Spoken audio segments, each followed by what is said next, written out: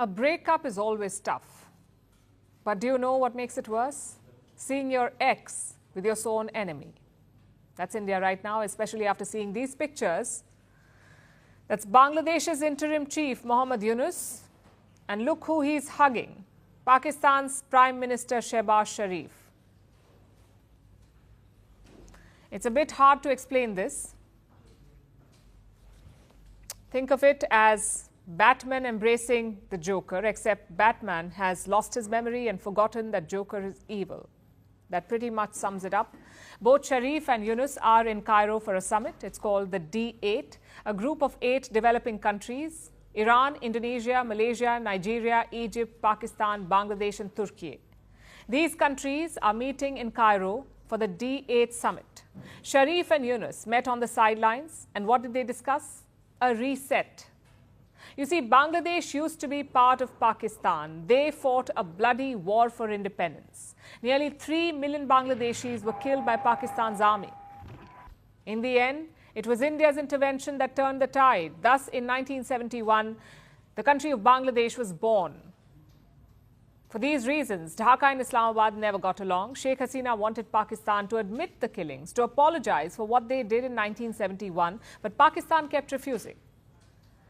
Yunus, though, has a different take on things. Listen to what he told Shehbaz Sharif, and I'm quoting, "The issues have kept coming again and again. Let's settle those issues. For us to move forward, it would be nice to resolve things once and for all for the future generations." He says, issues kept coming up. I guess that's what we call genocide nowadays. Just another issue. On his part, Shehbaz Sharif called for a strategic relationship with Dhaka. He called Bangladesh a brotherly nation. As for the 1971 question, Sharif said it's already been settled.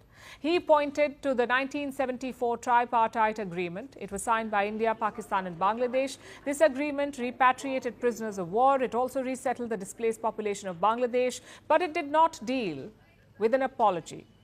So Pakistan's position is quite clear. You're not going to get an apology from us. But let's reset our relationship anyways. That's what Islamabad wants. Sadly, Mohammad Yunus seems open to it. He also raised another issue with Shehbaz Sharif, that of SAARC. SAARC stands for South Asian Association for Regional Cooperation. Think of it as South Asia's ASEAN, a regional grouping of India and its neighbors. The last SAARC summit was held in 2014.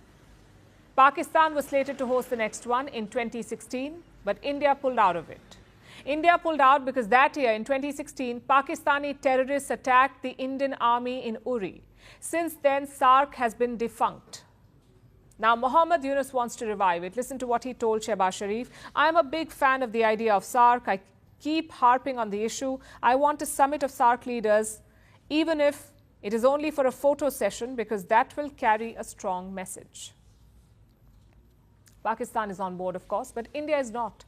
Foreign Minister S. Jaishankar explained India's position in the month of October. He said one SAARC member is spreading terrorism. Until that stops, SAARC cannot be revived. Either way, the takeaway from Cairo is pretty clear. Dhaka and Islamabad are becoming friends, and frankly, it was on the cards. Look at everything that Mohammad Yunus has done. He opened a direct maritime bridge to Pakistan, meaning ships can sail directly from Pakistan to Bangladesh. This was not possible before. He also lifted some security requirements. Earlier, Pakistani shipments were checked at Bangladeshi ports. Pakistani travelers also had extra screenings. Both those requirements have been lifted by Yunus. In response, Pakistan has relaxed visa norms for Bangladeshis. And this could just be the start. Sharif has invited Yunus to visit Pakistan, so we could see a Bangladeshi leader visit Islamabad before New Delhi. Where does that leave India? In a spot of bother. A Pakistan-Bangladesh nexus has security implications for New Delhi. We saw that in the 1990s and 2000s. Pakistan would smuggle arms into Bangladesh, and from there, the weapons would enter India's northeast. That's where separatists would get their hands on them. Will that nexus return under Yunus? We'll be hoping it doesn't, but his actions have reaffirmed what many feared, that this isn't Bangladesh 2.0. This is the return of East Pakistan.